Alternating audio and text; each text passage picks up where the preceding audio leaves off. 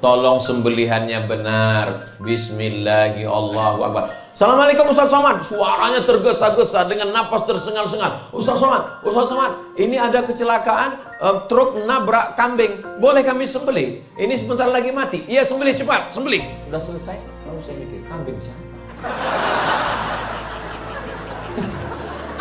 Itulah kadang jamaah ini menjebak kita. Saya sering terjebak. Mestinya saya tanya dulu, ini punya siapa? Kulu, makanlah min thayyibat, yang baik-baik. Yang jahat itu mata, jelalatan. Yang jahat itu telinga, nguping pembicaraan orang. Yang jahat itu tangan, mengganggu tanda tangan yang gak benar. Yang jahat itu kaki, yang jahat itu kemaluan. Tapi tangan, mata, kaki, kemaluan dapat perintah dari siapa? Dari otak. Otak yang memerintahkan ini semua. Apa kata otak? Buat ini, buat ini. Makanya kalau otak sudah tidak sempurna, suami saya itu Pak Ustadz orangnya nakal, jahat, tapi sekarang sudah di rumah tenang. Kenapa? Stroke. Mohon maaf jangan besar. Mudah-mudahan saudara kita yang sakit segera sembuh. Hadiahkan untuk almarhumah ibu, almarhum ayah. Kita dapat, orang tua pun dapat. Assalamualaikum warahmatullahi wabarakatuh. Bapak, ibu, abang, kakak, adik, sahabat jamaah dimanapun berada. Ma'akal tafa'afnaita, makanan yang dimakan berubah menjadi kolesterol, diabetes, jantung, gula, dan lain sebagainya. Wa malabista fa'ablaita, yang dibelikan ke pakaian, busuk, lapu, ketinggalan zaman. Wa mata saddaqta fa'amdaita, yang diwakafkan, disedekahkan, itu yang akan kekal abadi. Rumah besar hanya menjadi kenangan, lapuk, berlumut, tumbang, tinggal. Ada kelas yang dipakai para penghafal Quran, itu yang kekal abadi, mengalir pahalanya untuk kita. Hadiahkan untuk almarhumah ibu, almarhum ayah. Kita dapat, orang tua pun dapat. Satu lantainya 4 kelas, totalnya 16 kelas. Tempat santri belajar. Yang sekarang santri belajar di asrama. Asrama bisa dibuat kelas, tapi nanti pindahkan ke kelas semua. Mari kita support pembangunan. Kirimkan semen, batu bata, kerikil, pasir, besi, dan lainnya. Berkah selalu. Barakallahu fikum. Wassalamualaikum warahmatullahi wabarakatuh.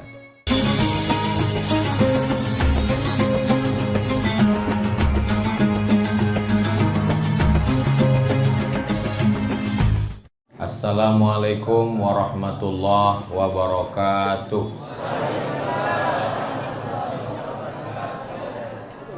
Kalau tuan pergi ke Batam, jangan lupa beli rendang. Dari bunyi sambutan salam, kelihatannya jamaah belum makan siang.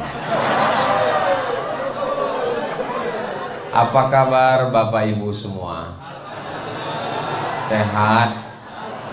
Alhamdulillahi Rabbil Alamin. Allahumma salli ala Sayyidina Muhammad wa ala ali Sayyidina Muhammad.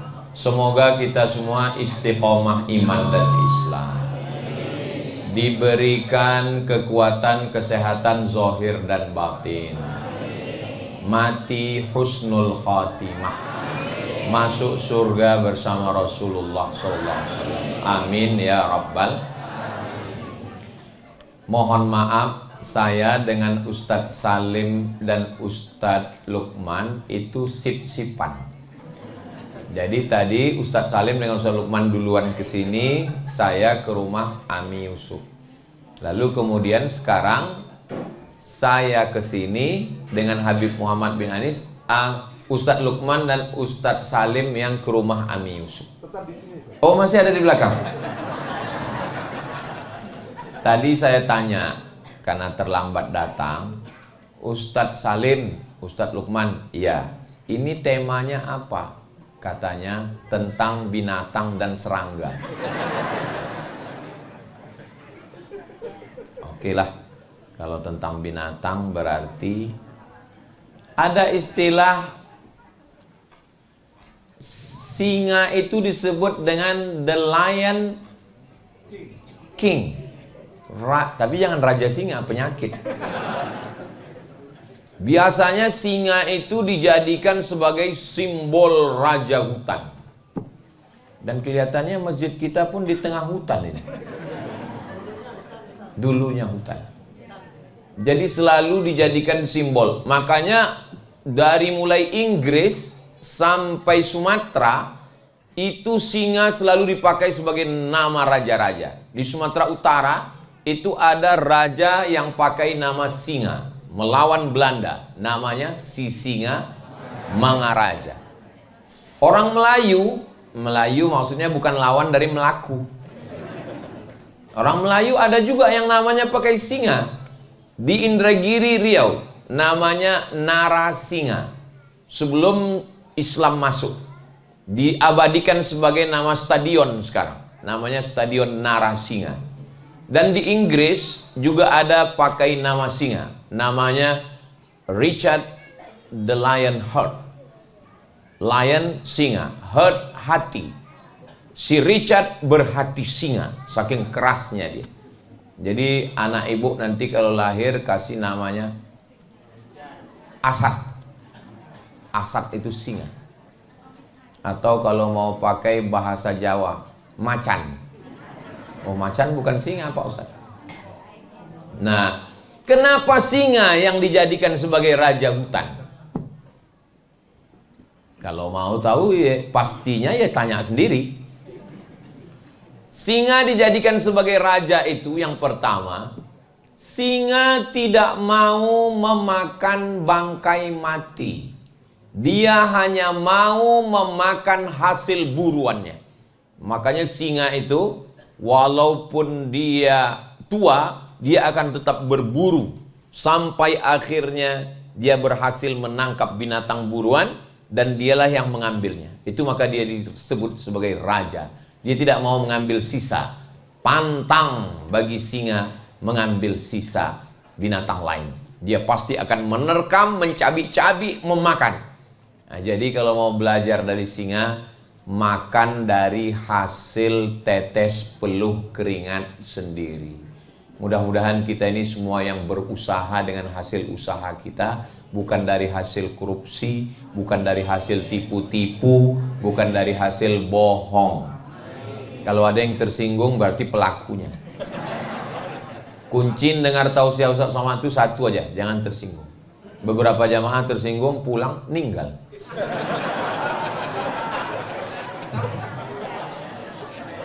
Yang kedua, kenapa singa itu dijadikan sebagai simbol? Singa setelah dia berusaha mengejar, mengintai, menangkap, berhasil menerkam, mencabik-cabik, dan dia tidak makan habis. Setelah dia makan yang lembut-lembut, perutnya, jantungnya, hatinya, limpanya, dagingnya sedikit, habis itu dia pergi menyisakan. Ada sisa untuk hiena, ada sisa untuk serigala, ada sisa untuk anjing hutan. Dia tidak mau makan habis. Sekarang apa yang terjadi dengan kita?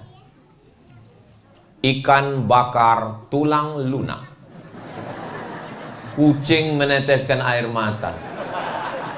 Jatah kami mana, bro? Tidak boleh istinja, mohon maaf. Cebok dengan air, istinja, istijmar, dicuci, digosok dulu dengan batu. Tidak boleh dengan tulang. Kalau ketemu dengan tulang kambing, tulang onta, tulang kerbau nggak boleh. Kenapa? Innahu ta'amu ikhwanikum. Karena tulang-tulang itu adalah makanan saudara kamu dari kalangan jin muslim. Makanya habis makan sup tulang, jangan dibiarkan tulangnya di dapur. Nanti mereka datang makan. Maka cepat buang ke tong sampah. Sekarang tulangnya pun nggak bersisa lagi. Habis semuanya. Makanya muncul istilah pepatah Arab, jud tasud.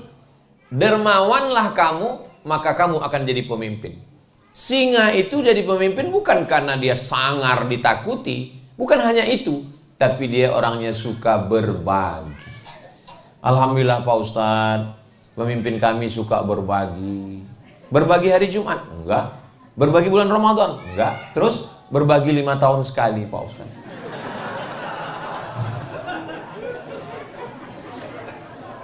Jadi jangan habiskan makanan.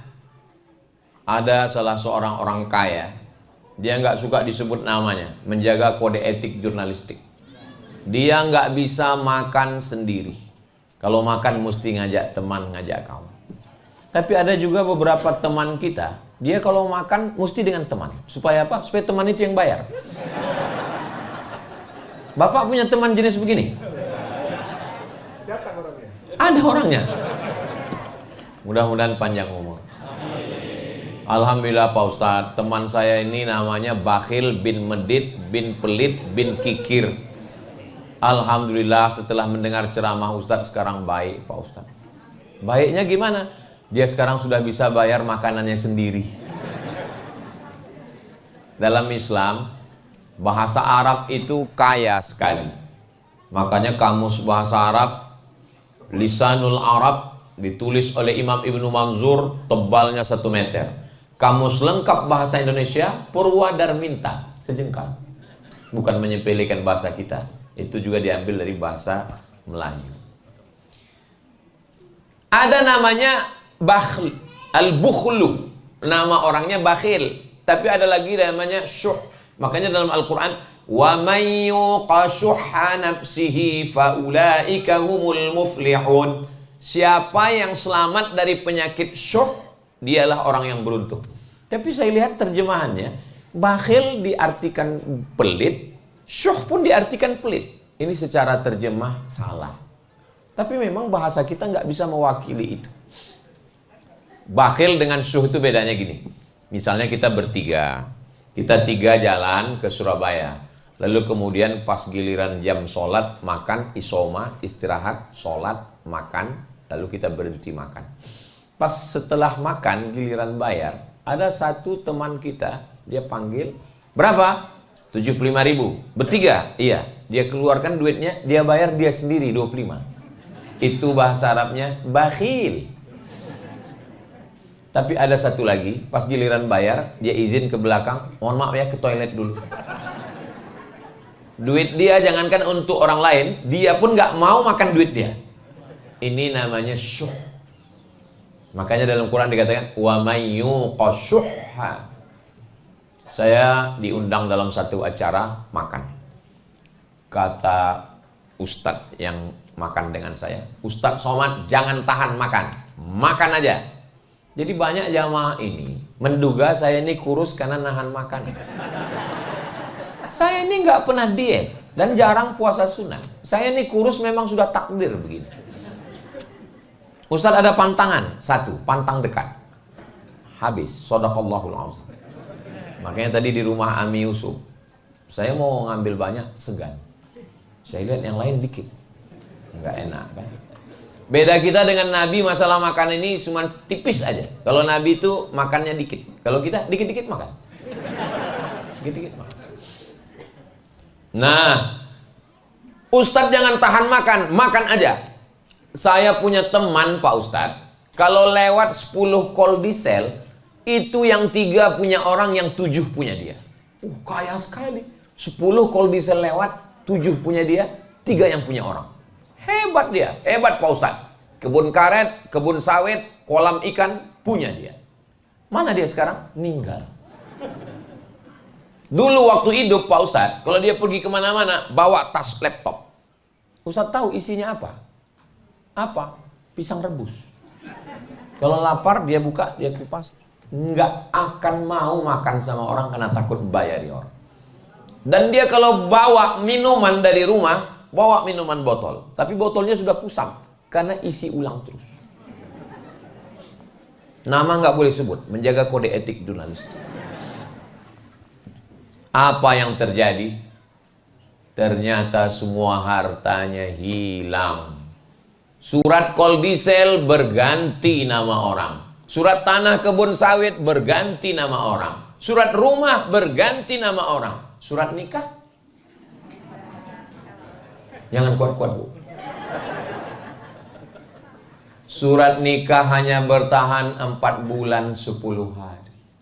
Setelah itu mereka pun dipinang brownies, brondong manis. Saya tahu kalian senyum, tapi hati kalian hancur berkeping. Kalau galah patah bisa disambung, kaca retak bisa direkat, hati yang sakit kemana obat akan dicari. Saya khawatirnya jamaah setelah ini datang ke Pak Wali dan Pak Wakil Wali Kota, tolong Ustadz Somad jangan dibawa lagi kemari Pak. Dia ini hanya Ustadz provokator merusak hubungan kita. Saya nggak ada niat jelek sedikit pun. Saya cuma mau ngasih tahu bahwa singa, karena tadi memang judulnya binatang dan serangga. Singa itu bisa jadi raja karena suka berbagi. Maka berbagilah selagi mampu. Hidup ini pada akhirnya hanya sepotong kenangan. Maka tinggalkanlah kenangan yang baik-baik. Biasanya orang itu dikenang karena dua, sangat dermawan dan sangat bakhil. Maka kalau mau jadi kenangan, pilihlah dua tadi. Ustaz tahu sih itu Pak Ustaz lewat 5 call diesel. Sudah tahu saya cerita call diesel. Ustaz tahu kenal dengan Bapak Anu, orangnya baik sekali Pak Ustaz. Mudah-mudahan kita semua dikenang karena kedermawanan, insya Allah. Pertama, singa tidak mau makan kecuali hasil kejaran buruannya. Kedua, singa tidak mau makan habis. Kalau tuan beli peniti, jangan ditusukkan ke sayur kubis. Kalau mik sudah mati-mati, itu tanda waktu sudah mau habis.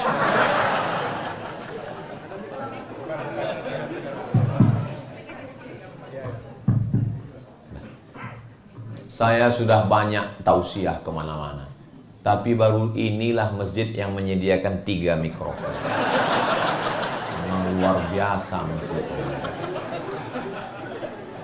ini. Pasti masyarakat sekitar ini adalah singa-singa semua.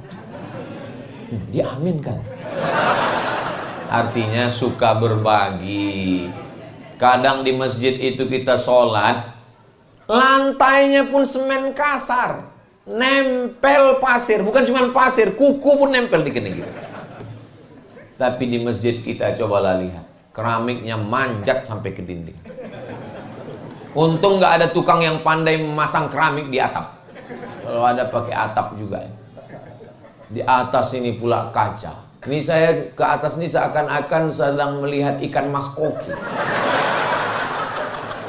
Hai Besti.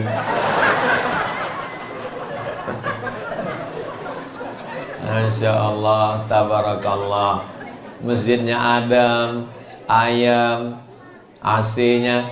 Saya nyaman di masjid itu kalau nggak ada kipas. Soalnya kipas itu kan suaranya, apalagi yang pakai air itu. Selesai tausiah, baju kita basah.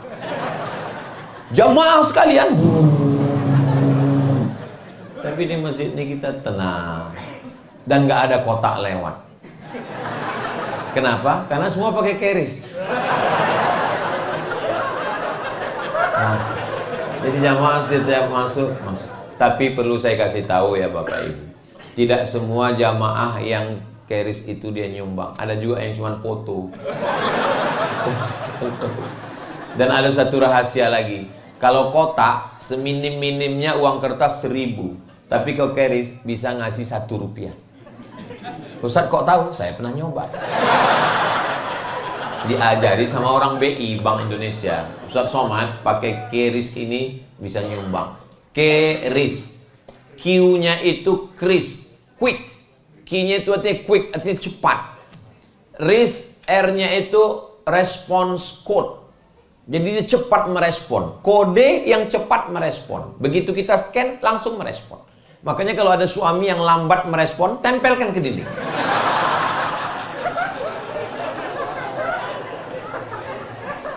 Quick respon code. Yang kita banggakan kris, I-nya itu adalah Indonesia, S-nya standar. Kris, Quick Response Code Indonesian Standard. Nah, jadi mana tahu jamaah nanti pulang ditanya sama anaknya, Mama, kris itu apa artinya? Ya, kalau zaman dulu nenek moyang kita pakai kris, sekarang pakai kris. Itu informasi yang menyesatkan. Masa artinya itu, arti kris itu apa Pak? Jangan banyak nanya, karena yang banyak nanya itu Yahudi Israel. Kalau nggak percaya, tanya sama Ustadz Hussein Gaza. Pak Wali Kota, Wakil Wali Kota, Ketua DPRD, beserta anggota, Bapak Kapolresta, Bapak Dandim dan Ramil, para alim ulama, para asatiz, Aswaja Center, semua yang berhadir ini dimuliakan Allah Subhanahu wa Ta'ala. Udah selesai rajanya, singa. Sekarang satu lagi, karena tadi kata Ustaz Salim dua, binatang dan serangga. Serangga yang mau kita bahas ini adalah masalul mu'minin kamatsalin nahli. Orang beriman itu seperti lebah. Kenapa orang beriman itu seperti lebah? Ternyata setelah diteliti, lebah itu ada 4 keistimewaannya. Apa keistimewaan lebah? Jangan kemana-mana, kita lanjutkan setelah yang satu ini. Kalau masuk TV gitu biasanya, iklan mau lewat. Lebah keistimewaannya yang pertama adalah lebah hanya memakan nektar saripati bunga. Kita belum pernah itu melihat ada lebah makan soto. Belum ada. Belum ada lebah tiba-tiba berkerumun di salah satu rumah makan namanya Lafayette. Belum ada. Ustaz kok tahu? Saya kan sering ke sana. Kemarin waktu Idul Fitri, saya dengan keluarga saya semua saya bawa ke sana. Mau ngasih tahu aja. Jadi lebah itu tidak mau makan yang jelek-jelek. Itulah kenapa Nabi mengatakan orang beriman itu seperti lebah, karena makanannya hanya yang baik-baik saja. Suatu ketika saya musafir, jalan, kami pun mampir ke rumah makan.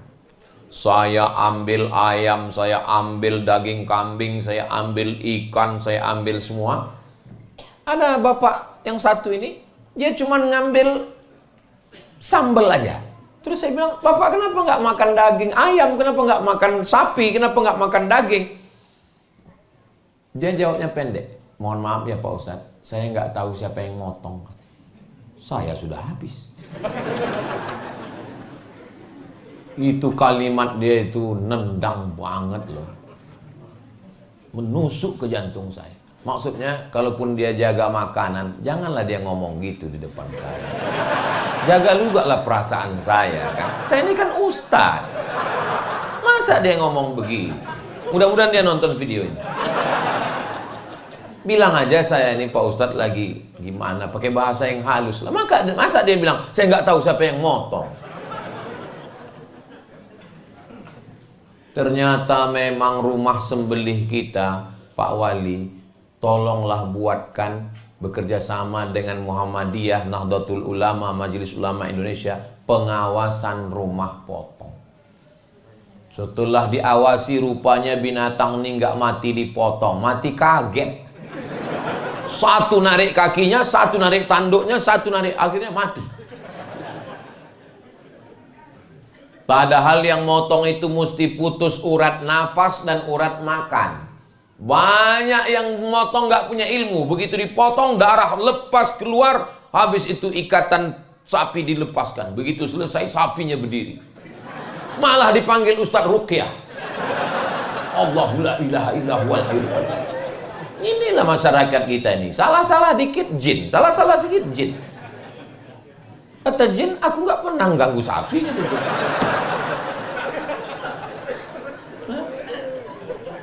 Jadi ilmunya mesti benar. Makanya ini nggak lama lagi sudah masuk Zulhijjah. Maka tolong penyembelihan yang benar. Kami mohon maaf bukan mau mengiklankan, hanya ingin menyelamatkan. Kami selalu mengundang juleha untuk nyembelihin. Juleha itu bukan perempuan, juru sembelih halal. Suami ibu yang macam-macam serahkan ke juleha. Mama izin nggak kalau papa? Izin Pak, izin. Ini nomor juleha. Biar mereka selesaikan secepatnya. Dia setuju kelihatannya. Nah, tolong sembelihannya benar. Bismillahirrahmanirrahim. Allahu Akbar. Assalamualaikum Ustaz Somad. Suaranya tergesa-gesa dengan napas tersengal-sengal. Ustaz Somad, ini ada kecelakaan, truk nabrak kambing. Boleh kami sembelih? Ini sebentar lagi mati. Iya, sembelih cepat, sembelih. Udah selesai, baru saya mikir, kambing siapa? Itulah kadang jamaah ini menjebak kita. Saya sering terjebak. Mestinya saya tanya dulu, ini punya siapa? Kulu, makanlah min thayyibat, yang baik-baik. Yang jahat itu mata, jelalatan. Yang jahat itu telinga, nguping pembicaraan orang. Yang jahat itu tangan, mengganggu tanda tangan yang gak benar. Yang jahat itu kaki, yang jahat itu kemaluan. Tapi tangan, mata, kaki, kemaluan dapat perintah dari siapa? Dari otak. Otak yang memerintahkan ini semua. Apa kata otak? Buat ini, buat ini. Makanya kalau otak sudah tidak sempurna, suami saya itu Pak Ustadz orangnya nakal, jahat, tapi sekarang sudah di rumah tenang. Kenapa? Stroke. Mohon maaf jangan besar. Mudah-mudahan saudara kita yang sakit segera sembuh. Karena nggak sempurna lagi darah dari ini. Nah, darah dari otak ini dapatnya dari mana? Darah dari otak itu dapatnya dari jantung yang berdegup dan berdetak 2 jari di bawah. Itu jantung yang normal. Biasanya detak jantung ini ada yang nggak normal. Biasanya detak jantung nggak normal itu disebabkan 2. Pertama jatuh cinta, kedua jatuh tempo.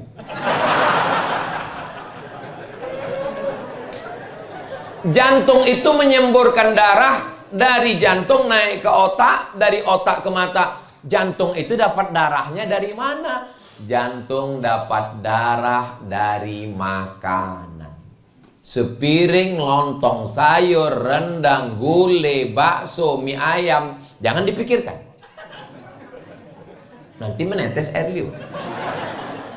Saya aja teringat. Apalagi bakso Malang. Banyak iklannya di Riau. Cuman pas di Malang nggak ketemu.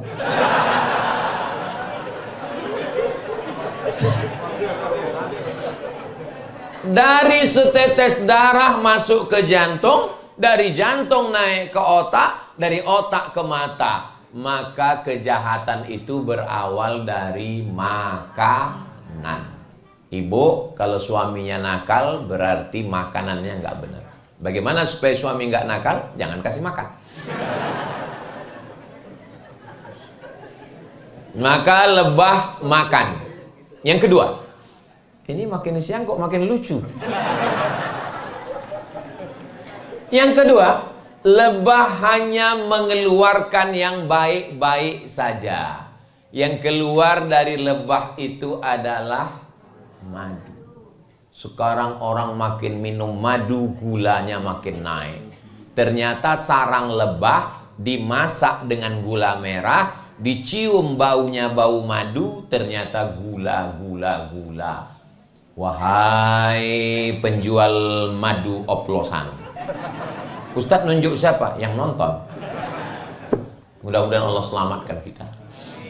Ustadz, madu yang asli ini gimana caranya? Bawa pulang ke rumah, kalau istri marah berarti asli.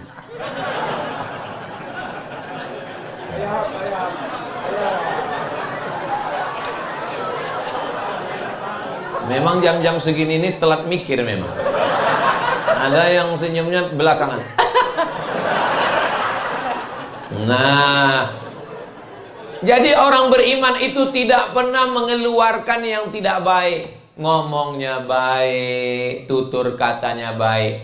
Kenapa orang tidak mau masuk Islam? Bukan karena Al-Qur'annya tidak baik, tapi perbuatan orang Islam tidak baik. Lampu hijau baru 1 detik. Tik, pen, ten. Numpang parkir di depan baru sebentar, ngamuknya bukan cuma binatang yang keluar, kebun binatang keluar.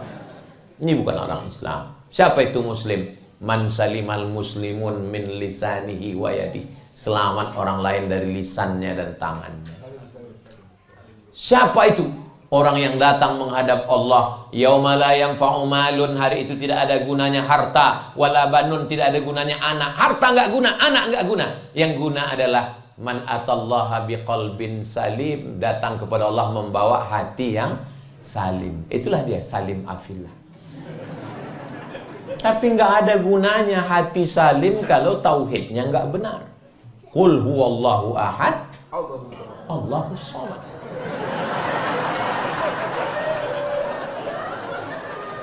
Hati bersih, tauhidnya lurus, itulah nasihat yang disampaikan oleh Luqman kepada anaknya. Wa idh qala Luqmanu libnihi wa huwa ya'izuhu. Dia nasihatkan. Tapi kita tahu cerita tentang Luqman itu dari siapa? Kalau bukan dari Sayyidina Muhammad sallallahu alaihi wasallam.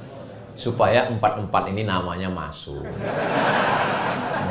Habib Muhammad bin Anis, Ustadz Luqman, Ustadz Salim Afillah, Ustadz Abdul Somad. Tapi nama yang paling mulia adalah nama yang rendah, yang dihina, yang direndahkan, budak hamba sahaya, disandingkan dengan Allah, Abdullah. Itulah dia Ustadz Abdullah Hadron. Daripada saya di WA pulang dari sini,